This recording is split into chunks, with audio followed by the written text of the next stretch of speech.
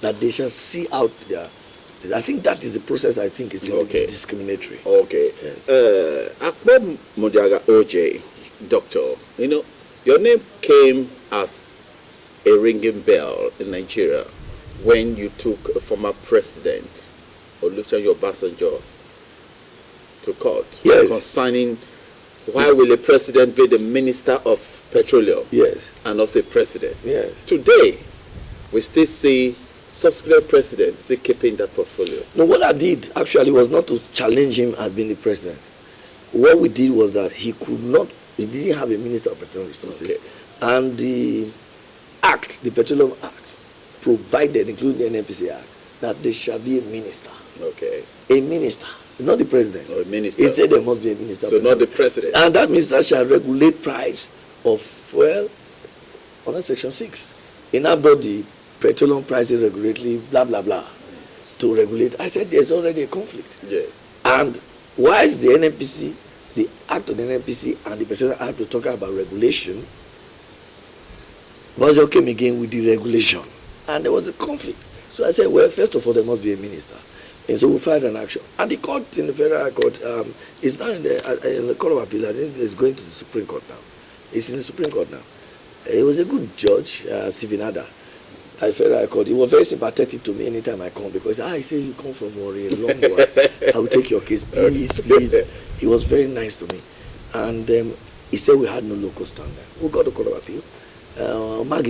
While we were there, the pressure was mounting on Obasanjo, and suddenly Obasanjo appointed Professor Edmond Duke His Royal Majesty. Yes, as a minister on 25th of July 2005. From the pressure of that case. Okay. And that's why I say people should understand that we all are in this together and we must fight it in this together. So I'm asking more people to join us in hands to be your neighbor's keeper. Challenge government. Challenge government.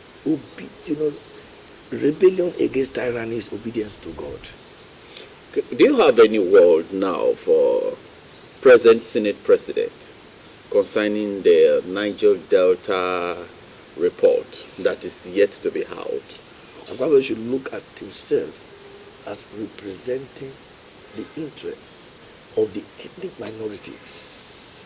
I believe it's an Ibibio man or Anag. I don't think it's in that area, in that territory.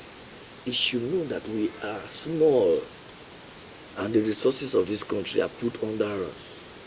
He must ensure that within this period, because his office is not fixed, but his senatorial seat is fixed, but his office as Senate President is not fixed. Yes. He can be impeached anytime.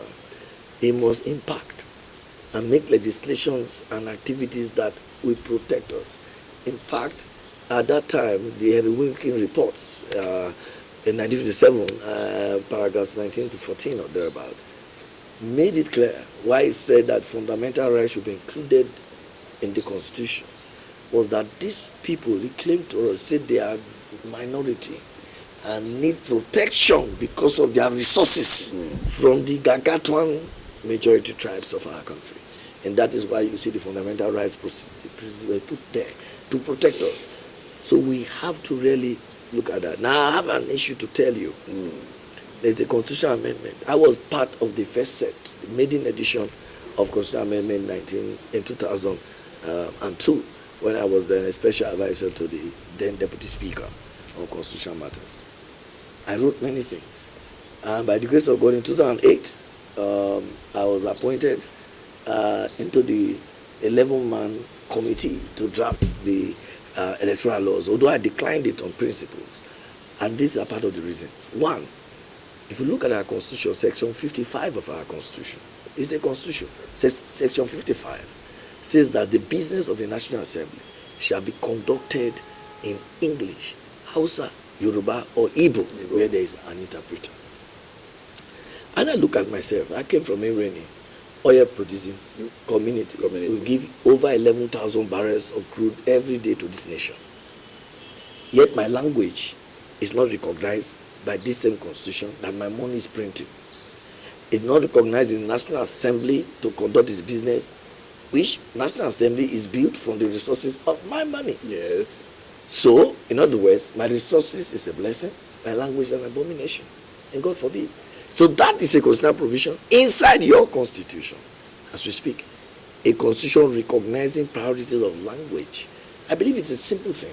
Just say that the business of National Assembly can be conducted in English or any other Nigerian language. Get that sense of belonging. So these things are entrenched in your constitution. So you say you are amending the constitution, and this thing has been there. Since you are amending the constitution, you are damaging the constitution. You are not even amending the already damaged constitution. And again, let me tell you, this will shock you. The entire South, in this entire South, comprising 6 states, we have 55 members out of the 360 members in the House of Representatives. Okay. We have 6 states, also. Yeah. We have 55 members. Only Kano has 44 members. Wow. So how come this a whole 6 states, if they want to make a legislation, only Kano can truncate it? Lagos has 23. So what kind of country am I? What kind of arrangement? How did they get this delineation that gave them 44 representatives and give the entire 6 states of the Niger Delta region 5 members? That was why when we tried to amend the Petroleum Act, anytime you go there, they put it to vote, and that's the end of the matter. So how did this voodoo census and delineation take place? So these are part of the things you and I have to look into, okay, and ask ourselves. And the issue about Nigerian iniquities is not necessarily political agitation. We have been trapped by laws passed in our presence and be bound by those laws. And people don't know. And 14:16, the prophetic Hosea said, my people perish for lack of knowledge. So that's where we are. The program has still been the Niger Delta Chat Room Show, and our guest has been the Nigerian constitutional lawyer, Dr. Akpo Mudiaga Odje, on the hot seat. You've been hearing the real gist of the peace and development of the Niger Delta region. How would you assess President Tinubu as president? First of all, let us agree that he came at a time Nigeria was getting further entrenched in the downtrodden sphere of its economy and even its political life. But we cannot completely extricate him for that, because he brought the person that was responsible for that state of affairs. Now, he took 2 very important, I use the word bold step. Well, I would just say, is it a bold step or bold misstep? By 1, trying to totally eliminate subsidy, which is still on, and floating the naira. People claim that floating the naira could never work because we are not a producing nation. Okay. We don't produce anything to sustain the value of the naira in the world. We don't produce anything. We produce corruption. So that alone, standing on its own and floating it without productivity, is down. You have crude and you're importing fuel. The refineries are not working. Okay. Who will give you dollars? So the dollars comes only from the crude you sell. And the crude you are selling, you have even mortgaged in future. The ones you are producing, already mortgaged. Then, trying to remove the subsidy. Good idea. But how and what do you do to monitor the surplus or the subsidy you have withdrawn? You are not sending it to the states. You are sending it to the states. And the states, a veritable channel by which the people will feel the positive impact of the withdrawal of subsidy? Not at all. So I can see now that the policy has been a misstep. The most important thing is for us to tackle, if we can, to reduce drastically the price of fuel. Okay. Because the cabal is still on.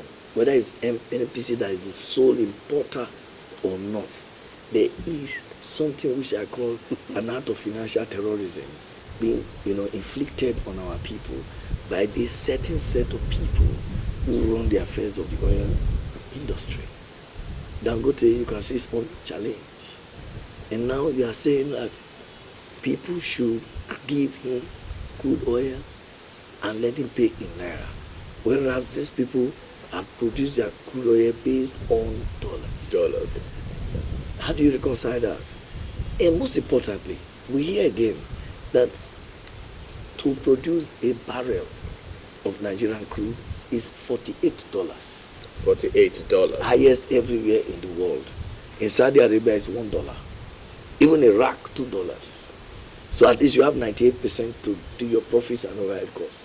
Nigeria to do a barrel is $48. So you already short out. You have 52% of interest, whatever you want to get, and logistics or whatever to recoup. You can see how it is. So it's very high.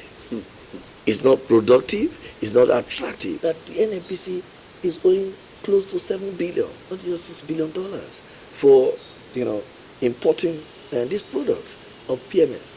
Now there is an agreement clause which says why the money is pumping up. Why the money is pumping up? There's an agreement clause which says 90 days must be the base day for repayment of any person who has imported the crude for NNPC. Yes. But if you fail within that 90 days, you'll be paying $250,000 every month. Every month. So that's what's going on. Wow. So it's from the $250,000 every month that the money is going up. And we heard 3 people have now stopped. And the requisition for June and July was minimal because people are pulling out of the supplies. If this fuel continues to rise, Nigerians will continue to suffer. Like you just said, if the fuel continue to rise, let me just come in there. NNPC, the Minister of Petroleum, Eneke Lokpobri, said that the federal government can no longer, after promising Nigeria that Port Harcourt refinery will start commerce production, that federal government can no longer handle Warri refinery and Kaduna refinery, that they need private investors to take care of that. So do you see NNPC? Are they aside corruption in the system? I used to have after investing so much dollars into rehabilitation. We usually have a film when we were young. It was called Ama House of Horror. Ama House of Horror. And there's another soap opera called House of Commotion. Those parodies would reflect what happens in that territory. Let me tell you, we knew from the onset with several, procrastinations and postponements. In fact, you don't need the clairvoyance of Nostradamus to know that NNPC cannot run these refineries. What happened to the refineries before they broke down? Who was responsible? So, do you think a man who was responsible for a situation that has put us in this state can also make himself responsible to bring us out of this state? He will even come back viciously. So, if we are giving the private individuals to run, there are certain steps. I heard the NNPC say anybody who wants to take over must not have a debt, background or a debt record. It must come clean and all that. Good. You are the clean one. We are looking for clean people. Yes. Yeah, thank you. First of all, look at the general Nigerian market. There's insecurity in the country. I'm talking about investments. Also, insecurity. What at the present state of the refineries, before you call private people, they have to do a due diligence to know whether the refinery can ever work in the first place. It's not about telling private people, will it work? Remember, under my watch written by Obasanjo, he reflected that while he was leaving office, he sold the Port Harcourt refinery to Dangote. Are you not aware? He wrote it in his book. And that Yaradua came and, cancelled it and gave Dangote his money back. Obasanjo said he phoned Yaradua. Yaradua said, pressure. And he asked him as a president, what pressure? He wrote it in his book. But the point there was, the sale was undervalued, and Yaradua was a good man. And he did the right thing. Yes. So now, before you sell, due diligence, security situation in Nigeria, and others are looked into. So how much are you bidding this thing to run for? How much do you require every year or for the period the man runs this refinery? Are these refineries modern? Who built them? those that build them, you better approach them. We've been doing turnaround maintenance that have been turnaround corruption. So until we have transparent management in the oil sector, now the PIA has said the NNPC should be listed in the stock exchange. Okay. And I'm still fighting because the NNPC shares are only owned by the Ministry of Finance on behalf of Nigeria. We in Nigeria that produce this, why don't we have shares? Why don't we have shares? We are supposed to, these 9 oil producing states or the 60 states of Niger Delta ought to have shares inside this NNPC, because it's not a private company. Yes. It is no longer, but as at now, government is still treating it as government property. And NNPC is looking at itself as government property. Baby. So these are the problems we're having. I'm telling you about implementation and execution of law in Nigeria has been the greatest problem of our nation. We do not observe the rule of law. You have developed societies in the United Kingdom, the rule of law takes place highest, even in South Africa. In the US, don't go there. Once the law does not rule, then you have the rule of force. And that's where you have this chaotic situation. Nigeria, people are hungry, people are dying, people are suffering. 1,600 naira to $1. I almost collapsed when I discovered that at this time, the CFA francs that we used to look down on as children has gone beyond Nigeria 3 times or so. It's a sad testimonial. I'm telling you, we are passing through horrifying times. That the people are just in a state of, perpetual docility, not out of cowardice, but because of economic, downturn and intimidation because of the country. But people cannot talk. So this first year, I don't think there's anything for me to score. Okay. Although government, indeed, the index showed that there's a growth in the GDP, but according to the editorial of the Punch yesterday, I agree with them. If it doesn't translate, and it's still in the realm of academics, we want to see this in translate. And the most important thing I can think is quick justice for help us is to reduce the cost of fuel. Okay. Reduce the cost of All right. I think viewers will not forgive me if I don't ask you this question. As a true son of the Niger Delta, if I don't ask you the political crisis in Rivers State between Minister Wike and Fubara, what do you think? Because if there's crisis in Rivers State, it will definitely affect other states within the region. So what is your take between the leadership political crisis between Minister Wike and Governor Fubara? Well, the point is, there is a sitting governor, and it's good to respect the office of the governor. Okay. You can have disagreements, but I do not, lend credence to disagreements that lead into violation of law, force, violence. It's not worth it. Because at the end of the day, it is the state that will suffer, and the people of the state. One parallel houses of assembly running. We have oppositions in their party congresses. But to me, the governor is the leader of the state. Whether I was a small boy yesterday or not, he must be respected and protected by the people, regardless of whoever. That is my take. And that's how I look at my matters. If you want to remove him, follow the due process and let him go. Everybody's clinging to a judgment. You have this one, so they are, in fact, the judiciary has been reduced completely because of these political issues.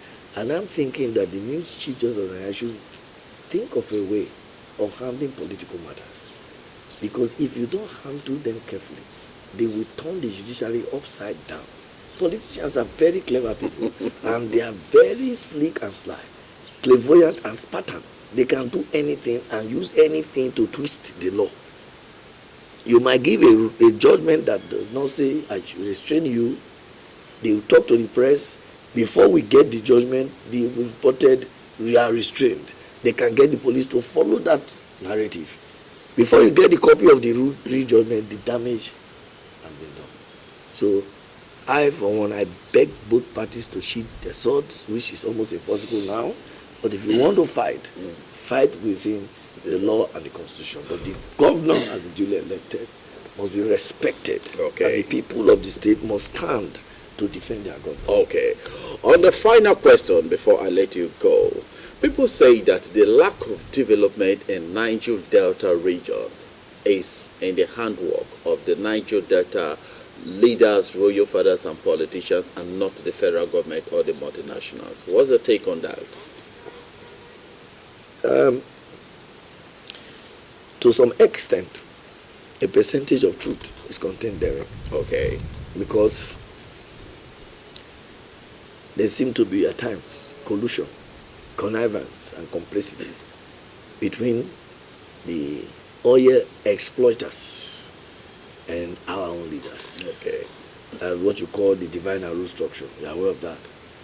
Shell benefited that, and Shell introduced it, which was classified as the politics of oil. Shell introduced it. Shell is a master. Yes, it has officers, ministry of this, department of that, and all that, community relations. That's where the word comes in. There's a department of community relations. That is where. There's no community relations there. It's just community bribing and picking to choose who to empower, projects to do and projects not to do. So I believe strongly too that if we do not have a willing dealer in the spirit of our leaders, there will not be a willing giver from share. Okay. So that is true. We must, that's why I said these young boys who are coming up now, Pompolo, Asari, Kobo and Co, should also have a cohesive structure to ensure that our leaders do not sell us out. Okay. Not fighting them, not harassing them, but making these oil exploiters not to pass direct responsibility to them without telling them. So if you want to develop my community, you come to the youth and you tell us this is what we want to do, and this amount we are paying. But we also give your papa this amount. We say that's fine. Okay. We didn't stop them from taking it. Let them pass through them. Let them just hold it and without us having anything. Okay. Give all, like Christ said, unto Caesar. What is Caesar? And unto God. What is God? That's it. All right. I tell you, it's Niger Delta Chat Room Show where we talk peace and development. So we have our constitutional lawyer, Dr. Akpo Mudiaga Odje. So quickly, I want you to look straight to the camera and tell, because development is what Delta people need. And what is the final word for His Excellency on how to foster development to Delta State and Warri in particular? Our Excellency, what we require, you have started it on a good note, and we pray God give you the strength, wisdom to continue to consolidate on what you have started. In fact, what we need is more of more. I use that word. We wish you all the best, but remember, at the end of your tenure, we wish you the best for 2 terms. You will have to have that posterity will hold and say, yes, there was a man who passed through this place, and he gave to his people this, and God will be happy with you. So your flyovers, very good. Road construction, good. Now you move to education. To develop our people, because education is wealth. We go to the Ministry of Health. And also agriculture, we need to farm, we need to feed ourselves. And the gas resources of this state has to be enhanced with great hands. Of course, we are happy and commend you for UTM, FNLG, Julius Trone, who is running our gas. We have 3,000 cubic of gas on this area, domestic gas. Please partner with such people, partner in all aspects, because like I said, posterity is the key, which represents God. God has put you there. One day, you must give account to God of what you use that talent for. So wish you all the best and continue more of more. Okay. All right, that has been our show this week. Mitchell Darby Minute Sokombra is my name. I know the hot seat, dishing out critical issues, talking peace and development has been Nigeria constitutional lawyer Barrister Akpo Mudiaga Odje, Doctor. So thank you very much for being on the hot seat despite all your busy schedules. Thank you too. All right, that has been the show. Tell you, stay put for another special edition where another Niger Delta son will be on the hot seat to talk peace and development of the Niger Delta region. Remember, the Niger Delta region is the feeding bottle of the Nigerian nation. Bye-bye, and do have a pleasant